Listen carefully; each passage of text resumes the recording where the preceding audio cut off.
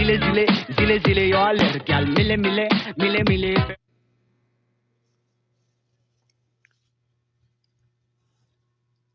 Alright, welcome back mga kabayan dito po sa ating munting YouTube channel, ang Nards TV 51. Good afternoon po sa inyo lahat, Luzon, Visayas at Mindanao. Pag-usapan po natin mga kabayan, ang ating pong mahal na Pangulo kung saan nga po ito nga po ay sinampa na nga po ng impeachment complaint laban po sa kanya. Diyan nga po sa Kamara mga kabayan. Abay, nauna pa siyang nasampahan kaysa kay Sara Duterte, no mga kabayan. Talagang nagmamadali na talaga. Double time na itong mga DDS na ito. Wala na. Akalain mo, matagal nang umuugong na sasampa ng impeachment si Sara Duterte.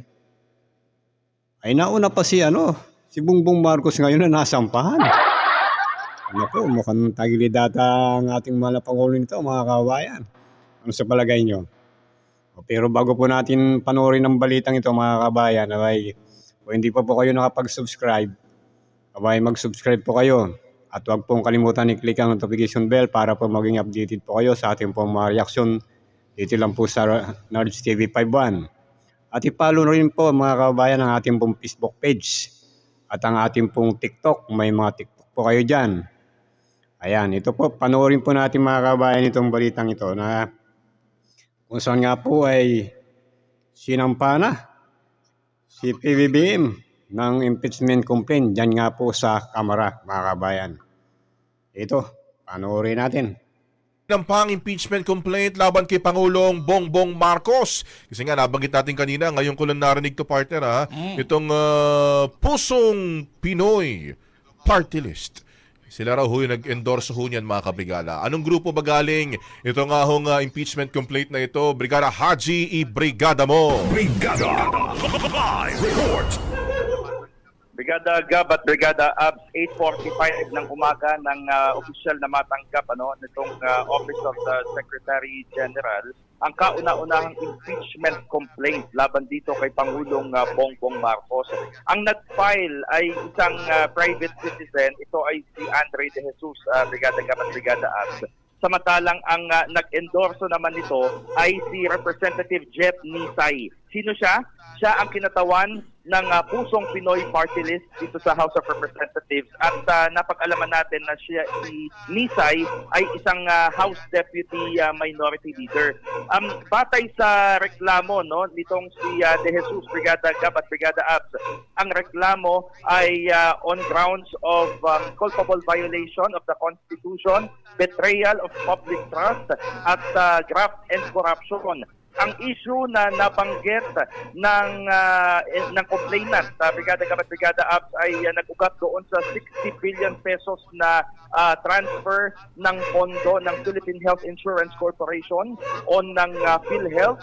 At gayon din ang binabanggit niya yung unprogrammed appropriation sa ilalim ng national budget magmula taong 2023, 2024 at 2025.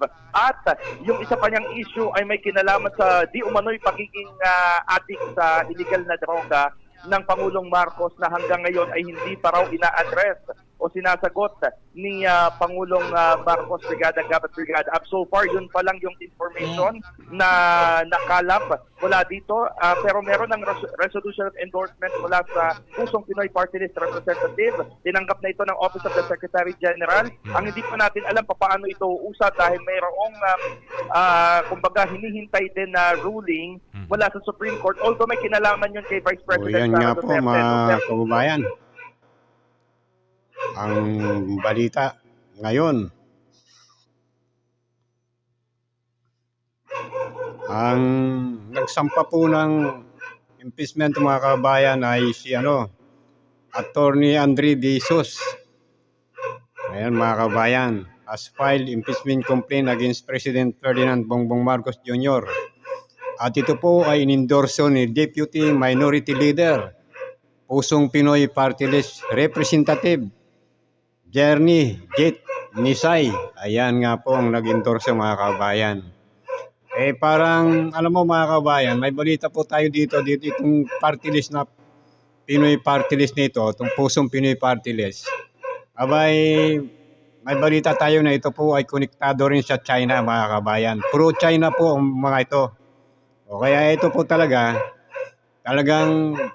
nagdo-double time na ito pong mga DDS na ito. O, ano nga po yung mga ground kung bakit ito po kanilang sinampahan? Ang nakalagay po rito ay betrayal of public trust or allegedly surrendering former President Rodrigo Duterte to the ICC. Ayan. Failure to veto and program appropriation and other unconstitutional provision in the General Appropriation Act and allegation of graft and corruption involving kickback and ghost projects. The complaint further claims that President is unfit to serve. Ayan, citing alleged drug addiction.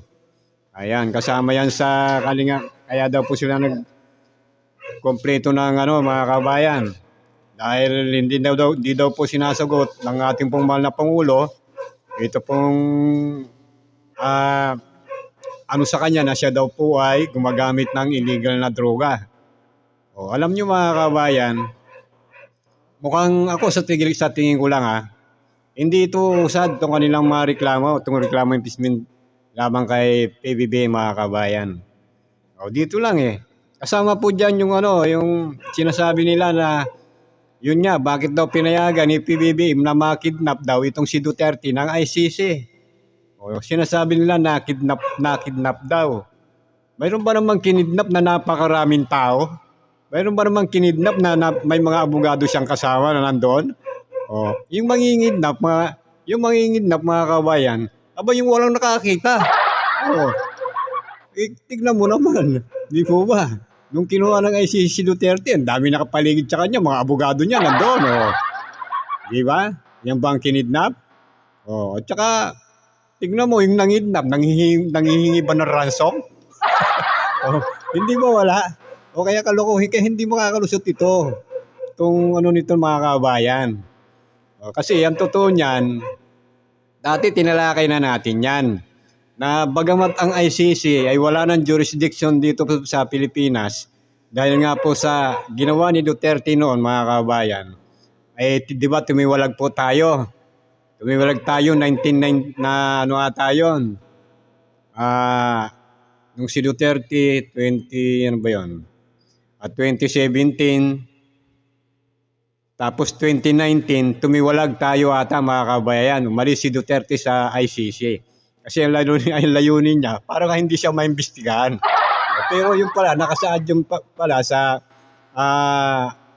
Rome Statute na kahit na tumilag na pala ang Pilipinas, yung mula 2016 to 2019 o 2017 to 2019 ay mayroon pa palang jurisdiction ng ICC na imbestigahan yung mga ginawang patayan dito nung panahon ni Duterte mga kabayan, ganyan po yan. O kasi nga, yung complaint na yan sa kanya noong 2017 pa yan, ayan po yung naghain po dyan si former Senator Antonio Trillanes. Yan po yan. O kaya kahit natiwalag na ang Pilipinas, may jurisdiction pa rin ang ICC na imbestigahan yung mga tao na yon kung saan involved si Duterte sa mga patayan na yon mga kabayan. O kaya doon, dito hindi lulusot Tapos ito naman mga kabayan, yung sa sinasabi nila sa paggamit ng droga ni PBBM. O hindi po ba nung bago siya kumandidato pagka-presidente, nagpa-drug test nga siya diyan sa Sintlok ata yun mga kabayan. O hindi po ba negatibo? O sila itong nag-akusa, dapat sila maglabas ng ebidensya, hindi po ba?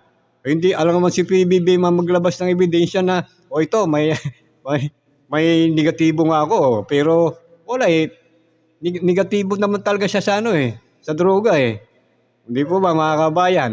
2 beses pa nga siya nagpa-drug test ang pagkakalam natin 2 beses pa. Kaya hindi ito makakalusot mga kabayan. Kaya huwag kayong mag-alala mga kabibim. Hindi ito usad diyan sa kamera mga kabayan. ang delikado, si Sara Duterte. Yan ang talagang siguradong may impeach yan, mga kababayan. O yan lang po mga kababayan, hanggang sa muli, ito po ang Nards TV 51. Mundo'y